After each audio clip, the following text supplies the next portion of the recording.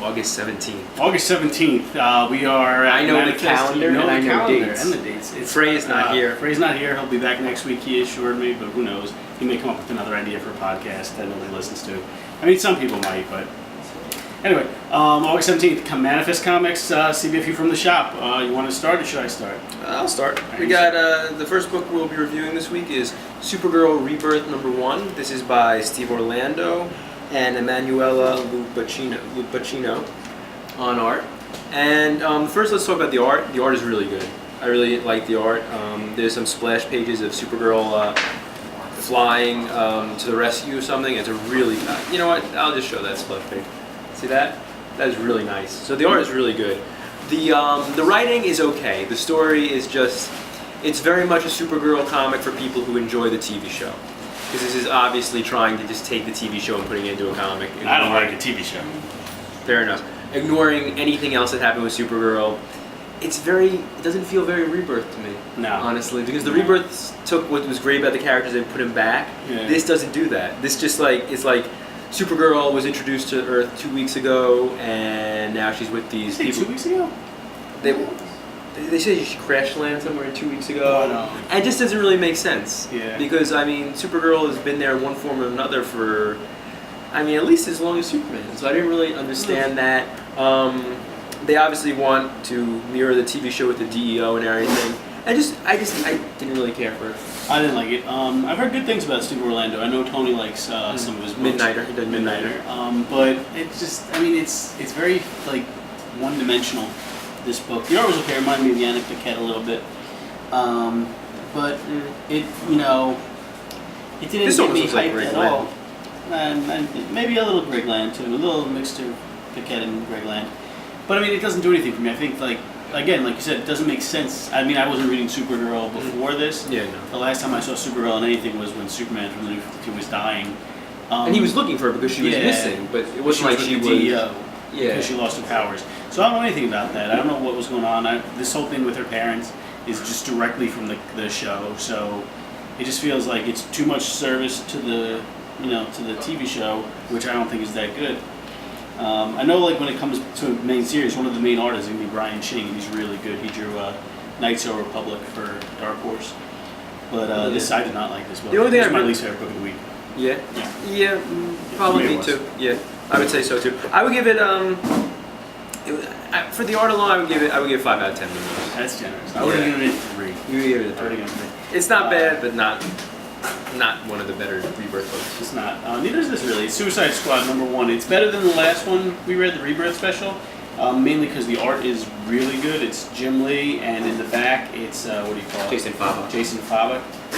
So the art is good. It's not Jim Lee's best either. It looks a little rushed. I don't know if it looks rushed, but I don't think like the story really fits his style the most. Like these characters in like these spacesuits for most of the book. It's trying to connect to the movie. Yeah.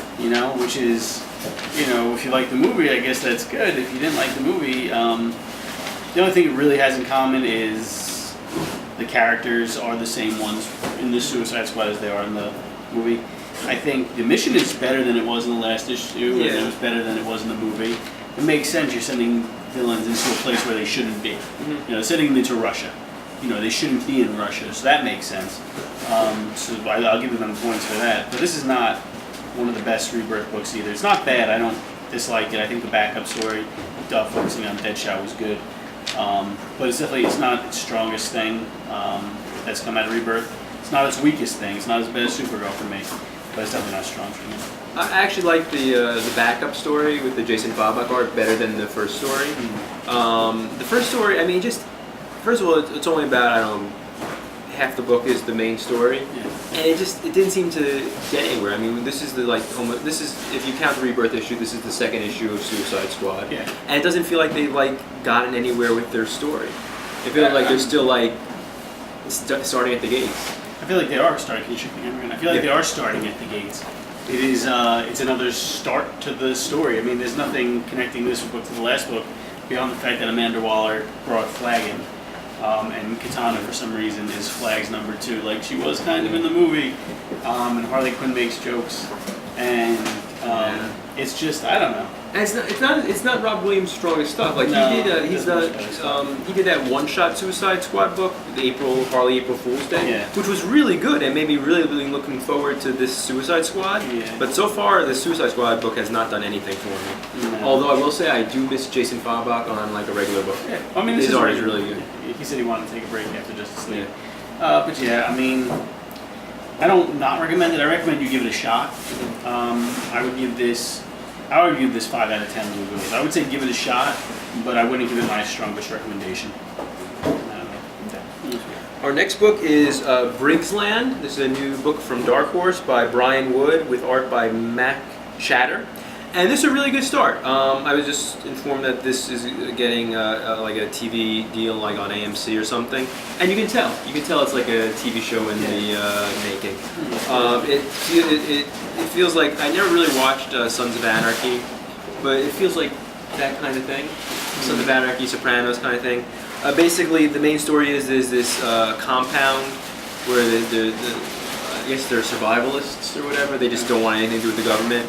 And the woman leading them now, her husband is in jail and he was the leader, but now she's taking over and she has 3 sons. And they're each like scheming against each other, and I enjoyed it. It was good. First issue. It was good. It reminded me a little bit, just in terms of like the general idea of it, of the Image book Postal, which is a city of criminals that this woman runs. She's the mayor, but her husband was the one who started it, and her husband was a monster, and she's better than him. She's trying to make it into a better place. So this is it was good. It's a nice, compelling family drama. She's got 3 kids. And each one, you don't know who's really on her side as she plans to take over the family, and you don't know who's like plotting against her because somebody is. So I think it's good. It keeps you hooked and it like leaves you on a cliffhanger. The art's pretty good too. The art reminds me of different. like Michael Lard. You Yeah. know Michael Lard from the Greg Rucka books. Reminds me of that, and it just a lot of interesting characters. Yeah. And he also introduces like the FBI agents who are like investigating the family, but not like doing anything to like stop them yet, but it introduces each of the characters through their eyes, which was good. Yeah, no, I liked it a lot. A strong start. Yeah, no, I would give it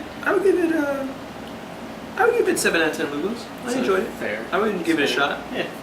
That's fair. Final book of the week is The Fall in Civil War II. Now it's been, I think, a little over a month since the character died in Civil War II. So if you're spoiled by this, then I'm sorry, but the Fall in the main character is the Hulk. They killed Bruce Banner. Hawkeye killed Bruce Banner. Arrow to the eye. This book is dealing with the fallout of that for the Hulk family. The Amadeus Cho, The Warbound. the Warbound from Planet Hulk, from World War Hulk, Betty, Thunderbolt Ross is in this, which is interesting because Red Hulk's coming back. It looks like in one of the slits. And U.S. Avengers or something. The new Avengers book. Bagley's on art. Bagley is one of my favorite artists. I like this book. I don't like the fact that they killed Bruce Banner. Bruce Banner is one of my favorite characters from Marvel. I really like a lot of the runs that they've had with him. I really liked Peter David's run. I really like Greg Pak's run. I really like Jerry Dugan's run. And Short. I like it better than Amadeus Cho. I think Amadeus Cho works better as the genius character that he was, but it's a good send off to Bruce. We'll see if he stays dead. We'll see how long he stays dead. Peter David said he could bring him back in 5 minutes. Did he say that? Yeah. He should. I would love that. People keep asking me what do I think of Bruce Banner's death, and he said I could bring him back in 5 minutes if they asked me to. I would love to see that. I would love Peter David. Please come on, bring back Hulk. I would love to see you back on Hulk. But it was good. It was a lot of characters, not characters that you always see interact with Hulk. But I guess some do. Like there's a Doctor Strange thing, but he was They on were Champion. defenders together. Iron Man and him Iron had Man, that obviously, thing they got after their those Science Bros. Yeah. After moving after Avengers. But it was good. It was good. Again, like last week's The Accused. Mm-hmm. This is a nice to let the story breathe a little bit because they're not giving time for Hulk's death in the main book. It's happened and they're moving on with the story.